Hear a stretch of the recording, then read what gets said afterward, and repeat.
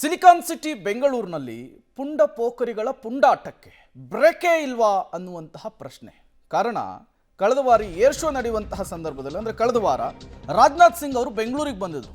ಆ ಸಂದರ್ಭದಲ್ಲಿ ಒಂದು ಮಹಾ ಎಡವಟ್ಟಾಗ್ಬಿಟ್ಟಿದೆ. ಹೆಡ್ ಕಾನ್ಸ್ಟೇಬಲ್ ಮೇಲೆ ಬೈಕನ್ನು ಹತ್ತಿಸಿದ್ದಾನೆ ಪುಂಡ ಅನ್ನೋದು ಗೊತ್ತಾಗ್ತಾ ಇದೆ. ಫೆಬ್ರವರಿ 9ಕ್ಕೆ ರಕ್ಷಣಾ ಮಂತ್ರಿ ಕಾನ್ವೆಗೆ ಹೋಗುವಂತಹ ಸಂದರ್ಭದಲ್ಲಿ ಈ ಘಟನೆ ನಡೆದಿದೆ. ಮಧ್ಯಾಹ್ನ 1:50 ಅನಿಲ್ ಕುಂಬ್ಳೆ ಸರ್ಕಲ್ ಬಳಿ ಕಾನ್ವೆ ತೆರಳುತ್ತಾ ಇತ್ತು. ಈ ವೇಳೆ ಪೊಲೀಸ್ ಭದ್ರತೆಯನ್ನ ಮೀರಿ ಪುಂಡನೊಬ್ಬ ನುಗ್ಗುತ್ತಾನೆ.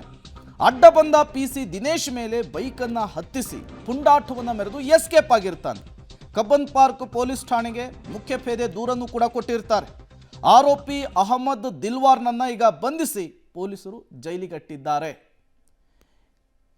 ಫೆಬ್ರವರಿ 9ನೇ ತಾರೀಕು ನಡೆದಂತಹ ಘಟನೆ. ರಕ್ಷಣಾ ಸಚಿವರು ಈ ಏರ್ ಶೋಗೆ ಸಂಬಂಧಪಟ್ಟಂತೆ ಬೆಂಗಳೂರಿಗೆ ಬಂದಿರ್ತಾರೆ. ಆ ಸಂದರ್ಭದಲ್ಲಿ ಈ ಘಟನೆ ನಡೆದಿತ್ತು.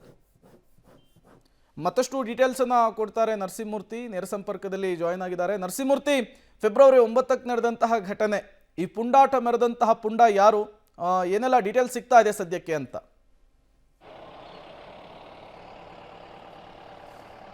ಪ್ರೇಮ್, ಸಾಮಾನ್ಯವಾಗಿ ಯಾರದೇ ಕೇಂದ್ರ ಸರ್ಕಾರದ ಸಚಿವರಿರ್ಬೋದು ಅಥವಾ ಮುಖ್ಯಮಂತ್ರಿಗಳ ಕಾನ್ವೆ ಹೋಗುವಂತಹ ಸಂದರ್ಭದಲ್ಲಿರ್ಬೋದು, ರಾಷ್ಟ್ರಪತಿಗಳು ಅಥವಾ ಗವರ್ನರ್ ಇವರ ಕಾನ್ವೆ ಹೋಗುವಂತಹ ಸಂದರ್ಭದಲ್ಲಿ ಎಲ್ಲ ಕಡೆ ರಸ್ತೆಯನ್ನು ಬ್ಲಾಕ್ ಮಾಡ್ತಾರೆ. ಮತ್ತು ಯಾವ ಜಂಕ್ಷನ್ಗಳಿರ್ತಾರೋ ಅಂಥ ಕಡೆ ಪೊಲೀಸರು ಆ ಕಡೆ ಮುಖವನ್ನು ಮಾಡಿಕೊಂಡು ಯಾವುದೇ ವೆಹಿಕಲ್ಗಳು ನುಗ್ಗಬಾರ್ದು ಅನ್ನೋ ಮಟ್ಟಿಗೆ ಕಾಯ್ತಾರೆ.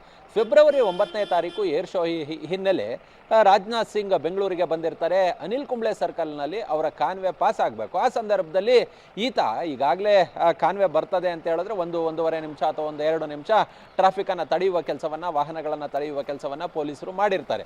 ಹೀಗೆ ತಡೆದಂತಹ ಸಂದರ್ಭದಲ್ಲಿ ಈ ಮೊಹಮ್ಮದ್ ದಿಲ್ವಾರ್ ಹುಸೇನ್ ಅಂತೇಳಿ ಈತ ಏಕಾಏಕಿ ತನ್ನ ಬೈಕನ್ನು ಮುಂದಕ್ಕೆ ನುಗ್ಸೋದಕ್ಕೆ ಹೋಗ್ತಾನೆ. ಆ ಸಂದರ್ಭದಲ್ಲಿ ಕಾನ್ಸ್ಟೇಬಲ್ ಅದನ್ನು ತಡೆಯುವ ಪ್ರಯತ್ನವನ್ನು ಪಟ್ಟಂತಹ ಸಂದರ್ಭದಲ್ಲಿ ಅವರ ಕಾಲಿನ ಮೇಲೆ ಈತ ತನ್ನ ದ್ವಿಚಕ್ರ ವಾಹನವನ್ನು ಹತ್ತಿಸಿದ್ದಾನೆ.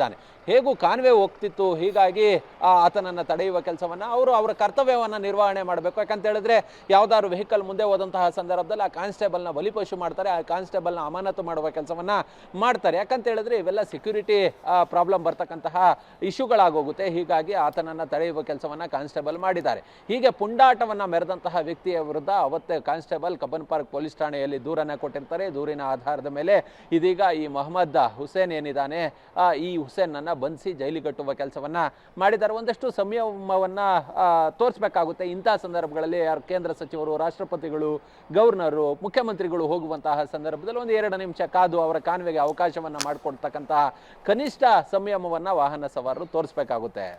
ಓಕೆ, ಥ್ಯಾಂಕ್ ಯು ನರಸಿಂಹಮೂರ್ತಿ ತಮ್ಮೆಲ್ಲ ಮಾಹಿತಿಗಾಗಿ. ಉಗುರಲ್ಲಿ ಹೋಗೋ ವಿಚಾರ ಕೊಡ್ಲಿ ತಗೊಂಡ್ರು ಅಂತಾರಲ್ಲ, ಹಂಗಾಗುತ್ತೆ. ಕೆಲವು ಸಾರಿ ತುಂಬ ತಾಳ್ಮೆಯಿಂದ ಇದ್ದರೆ ಅಥವಾ ಸ್ವಲ್ಪ ಸಮಾಧಾನದಿಂದ ಇದ್ದರೆ ಈ ರೀತಿಯ ಎಡವಟ್ಟುಗಳಿಗೆ ಅವಕಾಶ ಇರೋದಿಲ್ಲ. ತಾಳ್ಮೆ ಕಾಡ್ಕೊಂಡಂತಹ ಸಂದರ್ಭದಲ್ಲಿ ಈ ರೀತಿಯ ಘಟನೆ ಆಗುತ್ತೆ.